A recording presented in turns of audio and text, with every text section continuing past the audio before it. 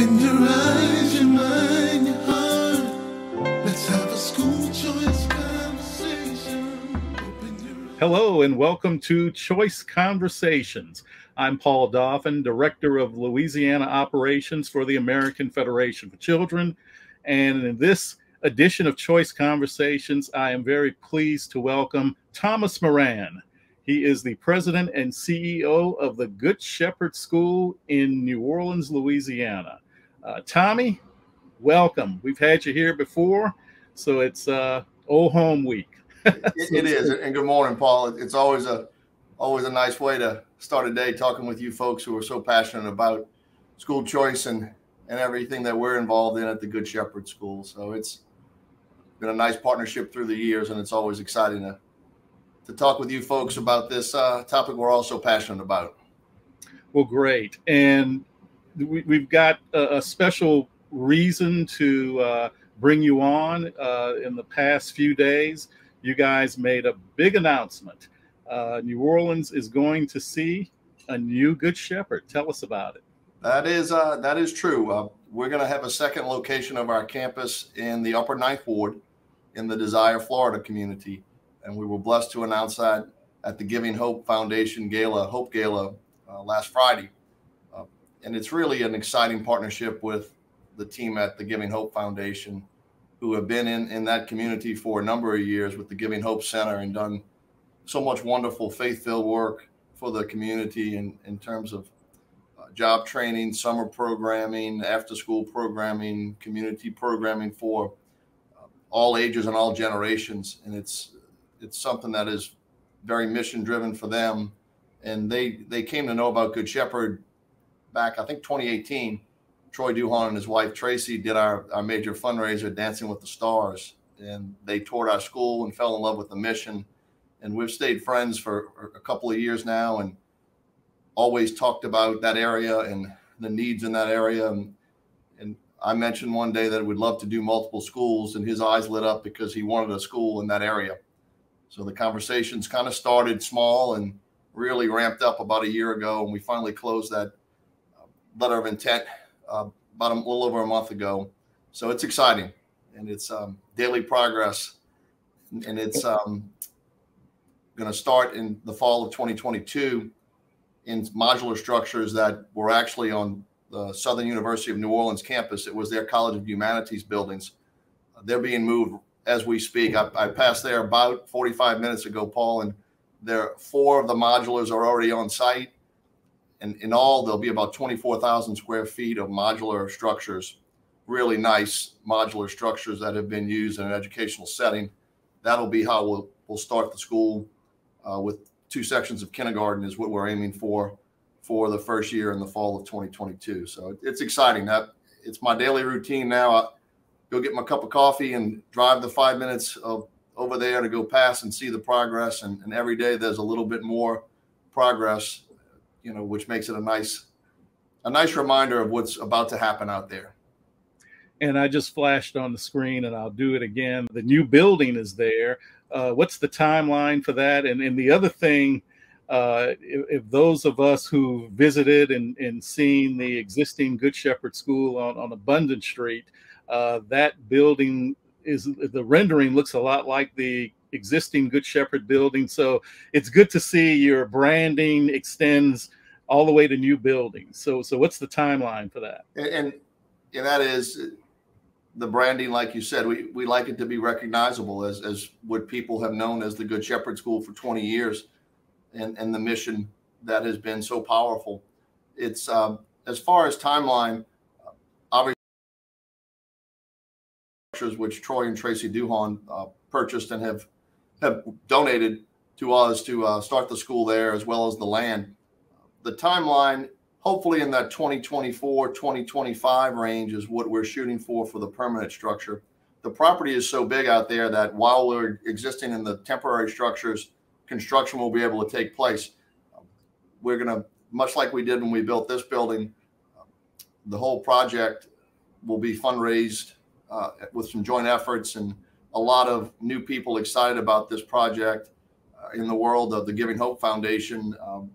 The school piece is new to them in New Orleans. although they've done orphanages and schools throughout the world, as well as food pantries and other programming for communities in need, just like we are. And they're in the business of hope, much like we are, in terms of serving those who are in some underserved communities who deserve everything that is coming their way. It's some extremely hardworking, faith-filled people who oftentimes are just weighted down by the generational poverty that's existed. And to bring them hope and to see their faces smile, and Giving Hope has done that out there in so many ways. And not only just Giving Hope, the Thrive Foundation nonprofit is out there as well. Chuck Morse runs that, and Oscar Brown is out there doing program work on the ground with the community members in the Desire, Florida area. Those men and their teams are just so impactful and so powerful in terms of what they do. We're part of that, blessed to be a part of that fabric now. And it's life-changing in terms of what they do. And on the property that Giving Hope has donated for the school, they've also donated property to the Thrive nonprofit, and there'll be green infrastructure training on that other third of that property through Thrive. So they'll be training the workforce, real life, real time field trips next door in the green infrastructure and environmentally responsible industry, and it's educational. So everything fits so nicely there. Who will have their kids in the school can go to Giving Hope Foundation, can go to Thrive and obtain job skills in industries that pay well, have a future, have good benefits. The Giving Hope Foundation does CDL training. So they've got men and women in that community who are going through the classes. It's paid for them. They obtain their CDL, and you go from, tough financial times to jobs that pay $60,000, $70,000, $80,000 with benefits. That is generationally changing for a family, especially some younger parents who are out there. So that's already taking place. And you throw the green infrastructure training, it's exciting. And to know our kids will be learning about that as well, because it's right next door. One of the telling things, the Giving Hope Foundation had a prayer breakfast back in August, I believe. And that's when we kind of teased the idea that we're talking about this project with them. And one of the stats, the young males in that community aged 24 through 39, I believe it was about 95% of them earn less than $34,000 a year. When that hits you, it gives you pause, and you realize all they're missing is opportunity. That's some hardworking folks back there, not afraid of work, and they're very faith-filled. This brings them what they need to break that cycle, and to know that they can drop their child off at school where it's all paid for by the generosity of others. And then you go in that same complex and get a job skill where you can now go, some of these people getting their CDLs, they'll go work for a company, and 3 or 4 years later, they can buy their own 18-wheeler and start their own company. Yeah. And that's in such big demand right now. It is, and it will be. And and all the pieces of the school choice program, and certainly what we've done for 20 years, it's how do you help families as well as the children? If all you're doing is teaching the children and you're not helping their parents, the weight of that cycle it wears people down. Paul, and I'm not going to lie, in 30 plus years in professional career in business and education, this is probably the toughest work I've ever done and been involved with, the most challenging and the most rewarding. Every day you've got to raise money to make sure this can go. You're providing what is pretty expensive education, but you throw social workers and school nurses and interventionists to help with academic challenges. All those things are costly, but it provides an opportunity for that young child and that family to have the foundational skills that they need. And a lot of times the parents are just as much in need of those resources as anything. And if the parent and the child are getting those resources and that strong foundation is built, you've got more than a fighting chance. It happens. You see it on the faces of the families who come to our school. I mean, they choose to come. It's school truly parent choice. They come, and we don't even have to go look. Sometimes they know we've got 20 years of doing this. And I try to help with carpool in the morning and the afternoon, just for an extra set of, hands out there to help, because it's action packed and a lot of movement. It's where I've come to know every family in our building. I kind of look forward to the afternoon crowd that comes in, the walk-up group that picks up their children. Their stories. And at that point in time, Paul, you can see the worry on people's faces. You can see the tears in their eyes some days, and then you see the smiles on other days when something goes well. But it's very real things that they deal with and challenges that they deal with. And so many of them look at a place like Good Shepherd and other schools in the same school choice segment or the same way, and would give you the same stories. This becomes a rock in the lives of those families. I'm not a political person. On school choice always gets politicized. I just know the real reality of school choice in terms of what it means for families. Well, speaking of families and the new school, it's going, and I'm sure if someone's watching, who's living, especially in the Ninth Ward, they're thinking, well, tell me, when does Good Shepherd Giving Hope open? August of 2022. And the application process through One App, and it's not called One App. I think today it changed the name of it, but it's the One App process through Orleans Parish. It opened November 1st, and we're listed there as the Good Shepherd School Giving Hope campus. We just have kindergarten obviously open, so it's kindergarten slots you can apply for. So parents just need to go on that site, select the Good Shepherd School Giving Hope campus. It's on Desire Parkway, and select that as the first choice, and then the open admissions lottery takes place. But it's we're hopeful that on that current footprint in the Giving Hope Community Center, the Kids of Excellence daycare facility is there. A wonderful facility. Ms. Christy Gibbons has got multiple locations there, and I believe Franklin Avenue. Just a pillar of that community, and someone who is so passionate about literacy and early childhood education, to know that that's a feeder there, and there's some Head Start schools around the footprint. That should really lead to Good Shepherd being blessed with children who have been prepared, who have been exposed to literacy at those early ages, and then we just become the next step in that process to prepare them for all the greatness that they were created to be.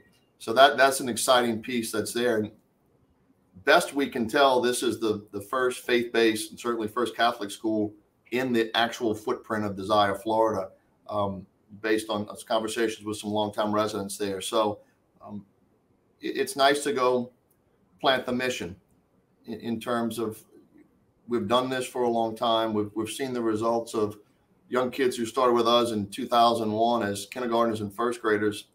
They're in med school, law school, the workforce. We've got 189 graduates now, Paul, in the history of our school.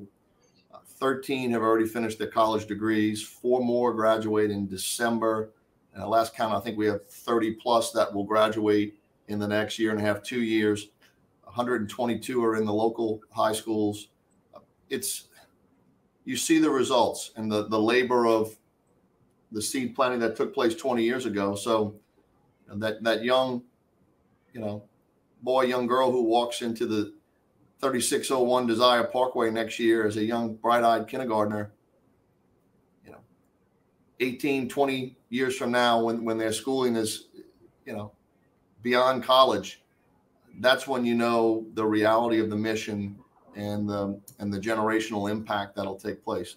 Some little child that walks through that door will be a doctor, will be an attorney, will be a teacher, will be whatever they desire to be and choose to be. And it's nice to know that you're a part of it. I'll be long retired by then, Paul. And one of those little 5-year-olds that walks through may be the doctor that's taking care of me when I'm getting a little bit up there in age. And that would be a rewarding, nice sight to see and experience. That'll be a great full circle. And talking about school full circle, you talked earlier about now your mornings routine. Part of it is driving out to Desire, Florida, and seeing the progress of putting that new campus together. Just a few years ago, for those of you who aren't familiar with the story, Good Shepherd started out in what, 2001 in downtown New Orleans, right there on Barone Street, and then we moved to Agriculture Street in 2018. And it was funny, that process started in 2017. We bought the former Gallo Mechanical site here on Agriculture Street in an industrial area, and people said, "You're crazy to go move there." It was a long process of trying to find other sites, and nothing worked. And we knew this was more centrally located. I think it's about 40 to 45% of our students live in the 3 zip codes who butt up against where we are. And parents are responsible for getting their children here. So to be more centrally located in Central Business District, look, I loved it. As you're doing fundraising, it's nice to be in that area, but 8 small classrooms and a 15,000 square foot building with a tiny asphalt playground, now you've got 40,000 square feet and a half a city block playground across the street, and more accessible for parents and people in the neighborhood can walk to school. It truly is a neighborhood feeling now. And I think that has been a nice part of the move here. And that was an intense 10, 12 month process of tear down pilings and building. And we had already sold the other building. So I used to laugh with Blitch Neville was our architect, and Ryan Goody, general contractors, built our building. Every day I'd call and said, "I hope we're on schedule because we have nowhere to go if this is not done." And it was done. It was just a great team of people to work with, and they're actually involved in this process with us with the modular building and the site work that's taking place out there. And I think it shows, Paul, our founder grabbed a couple of people in his close circle back, before the school opened in 2001 and said, "We're going to do this school for people in generational poverty, mostly in the service industry, and it's going to be paid for by others." Crazy idea that should have never worked then and shouldn't work now, but it does. And he often said he wanted 8 of these. I don't know where he came up with that number, but as I drive the city, it closely parallels where, housing projects, housing communities used to be. When you put 2 that are in kind of close proximity, there's almost 8 or 9 of those areas in the city. And could very well have been his thought process to say, let's put something in this community that really is, a beacon of hope and opportunity, where a family with very little financial resources who may not have a reliable transportation, they don't have much opportunity to say, "I'm going to go halfway across the city to go to school," without hopping on public transportation or, walking, biking. It's to know that you don't have to leave your community and have top flight, faith-filled education that prepares you for the next level. That eases a burden on those families. And you become a part of the fabric of those communities as well. And I think that's important, Paul.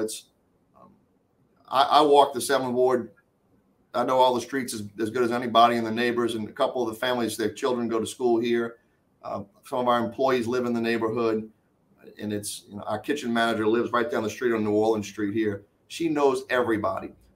And to know somebody like that in the community that has the pulse of the people in the community, it knows you're home, and not just people with children in our school, but we know everybody. The elderly people who live on the next block, people with young children coming up. They know what we do, and they know we're here, and they know we're not going to go anywhere, and that we're a part of this fabric of the 7th Ward where we are now, and the next site is the Upper 9th Ward. And look, I'm not trying to jump to the 3rd, 4th, 5th, and 6th site of 8 that Harry wanted. We got enough with the first one and getting the second one up and running, but you're always thinking about where this needs to go next. And not just us, but school choice in general and education in general is how do you get to the communities that need it the most and bring as much as what you can bring in terms of personnel, in terms of manpower, and in terms of financial resources. That is the challenge, but we've got to go plant faith-based flags for literacy and opportunity and access, and then see where that leads. Well, to get to your 8 Good Shepherds, or to Father Thompson's 8 Good Shepherds, you got to fundraise, right? Yes. And you've got a fundraising event coming up. Tell us about it. We do. It's look, for 6 of the past 7 or 8 years, we've done an event called Dancing with the Stars, the Good Shepherd way, and really raised some nice funds for us over the years. With COVID, obviously, you couldn't have any events with 1,000 people for various reasons, and couldn't even get locations. And we were going to try to do it this year, but this is 6-8 months of planning out in advance, and the hotels couldn't commit to it. So we did a different twist. We're calling it Celebrating the Stars. It's going to be at the Cannery in Mid-City on Thursday, December 9th. Starts at 6:30, the patron party, and then the main event at 7:30. We're going to honor our former dancers and choreographers who have done so much, for us and our mission in terms of fundraising and community building, and then highlight our graduates. There's some testimonials from our graduates. Some of our graduates and/or their parents will be at the event to mingle and meet our donors and our benefactors. We'll have entertainment from Kermit Ruffins and Amanda Shaw. The chefs from Bacchanal, Johnny Sanchez and Dookie Chase will all be there. So it should be a nice night of community and celebrating kind of what we've done and where we're going. It's kind of all coalesce into a nice evening on that night. And look, much like the past 600 plus days of COVID and Hurricane Ida, this event was originally scheduled in October, and the mail out was supposed to go out the day that the hurricane hit. So for 6 weeks, there were no bulk mailings. So we had to push it back. And we found this December date, which ironically is one day after the Feast of the Immaculate Conception. Kind of ended up there. And to know that is the birthplace of Good Shepherd was when Father Harry Thompson was at Immaculate Conception Parish. To know you're going to have that feast on one day and the next day we have a celebration. That's more than just good timing. That's kind of where it needed to be from the beginning, to put the highlight on what's there. Paul, I like to never forget our roots and also where we're going next. Hopefully, I drive the old CBD area sometimes just to pass and see the old site and the generous folks who bought our building, let us live rent free in that for a number of months after they had bought it, and been donors and generous donors to us as well. And then the movement here in this community, and then the 9th Ward. I travel in and out of these areas all the time just to kind of remember the mission, see the faces, and it kind of grounds you and allows you, when you're in the CEO president role and the face of the organization, and you've got to be able to tell the story of the people who are passionate about what goes on in this building, your teachers, your staff, our graduates, our benefactors, donors, board members, and to tell those stories and be able to relay that is nice. And I always like to see that because it keeps it real for me. My go-to is I love to tell the stories of our graduates whenever we can, and our parents.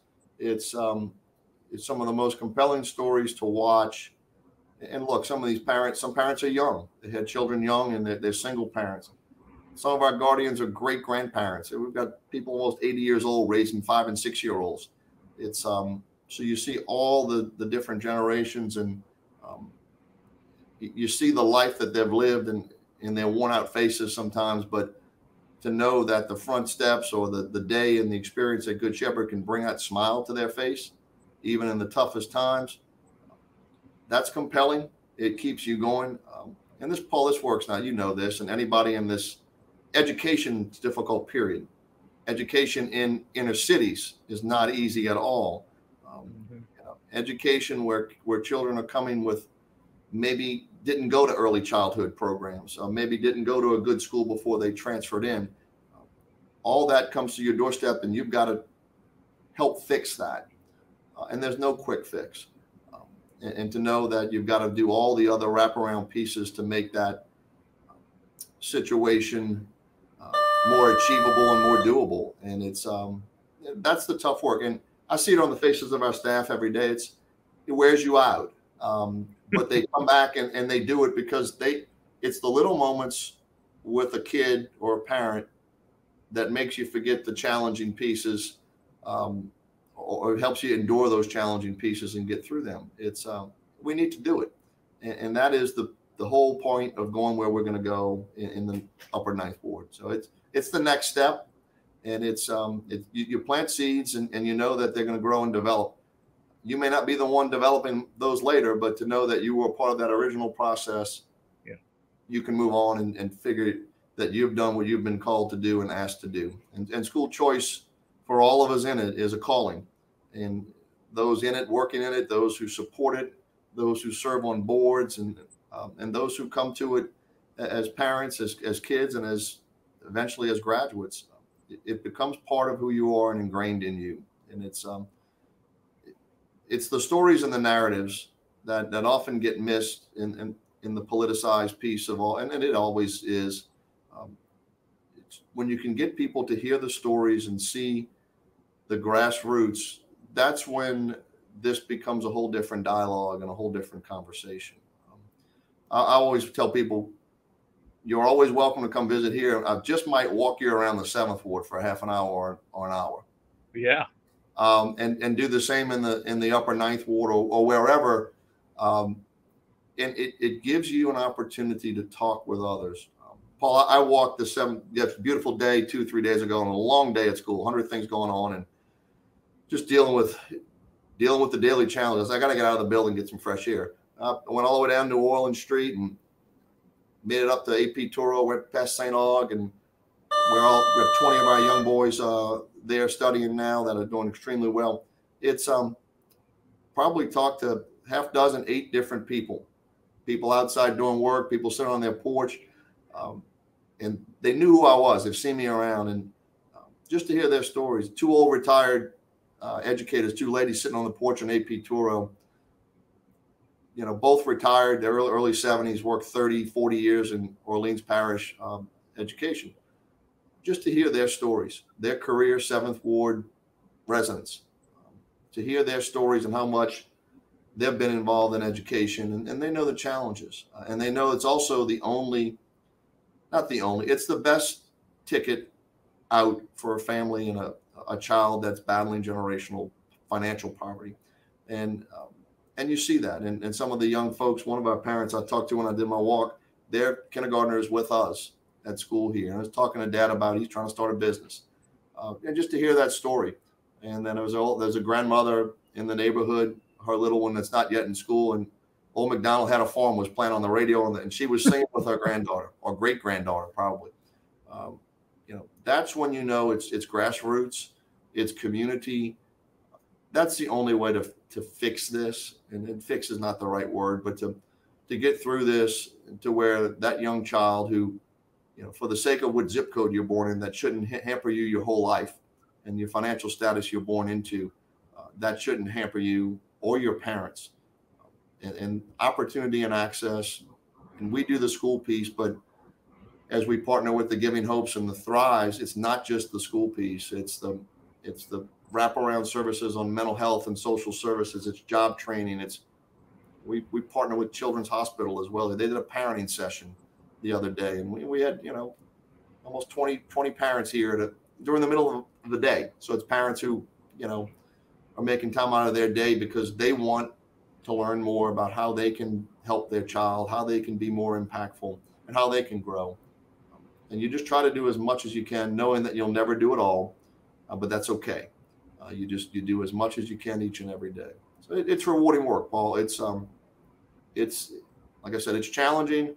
It can wear you out, and it's constant, but it's necessary, and it's something we all have to do. Well, I've been hearing your school bell ring, so I'm going to close you out on this.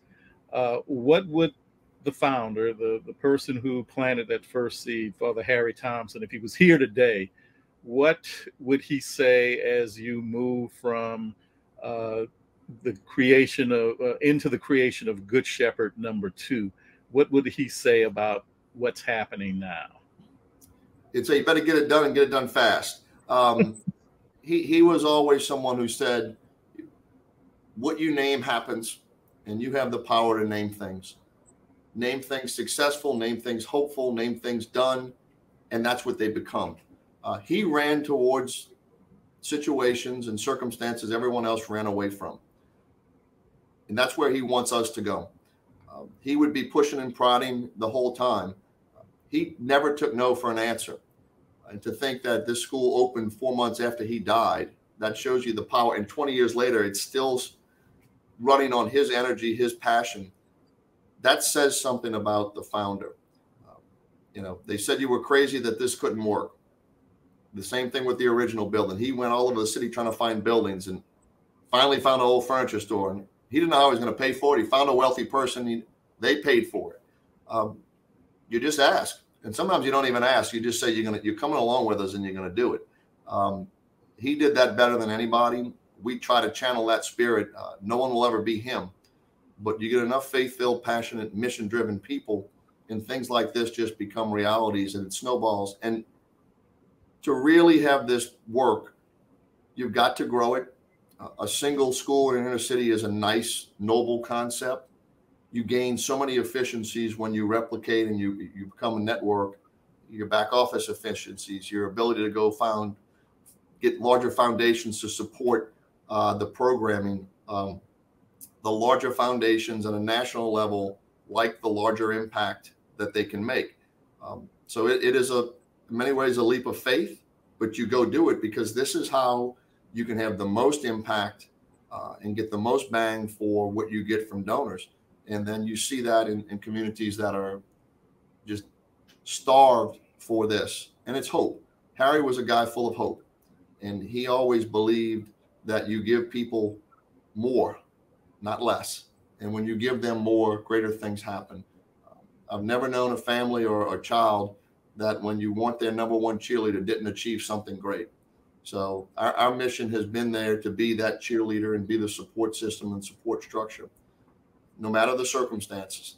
And in 20 years, there have been some challenging circumstances for society, for this school, for the families in it. You always know you get through those. You don't always know how you did it because you didn't do it. It's a faith-filled piece that drives you through it. So this is a mission spot. Harry would be excited, and he'd be in the details. He'd be at the site every day, and he'd be hounding the architects, the contractors, and the workers saying it better be done faster. So his spirit has never left this mission and this school. And when you walk through our atrium, the bust of Harry Thompson is sitting there. It's a reminder to me every day, especially after the long days, that this man did this while he was dying. We can certainly do it, you know, whatever the circumstances are, and we'll get it done. He'd be excited, Paul. Well, Tommy, thank you very much. Thomas Moran Jr., President and CEO of the Good Shepherd School. Thank you for joining us for a choice conversation. Thank you, Paul. Open your eyes, your mind, your heart. Let's have a school choice conversation. Open your eyes, your mind, your heart. Let's have a school choice conversation. Let's have a school choice conversation. Let's have a school choice conversation. Let's have a school choice conversation. Let's have a school choice conversation.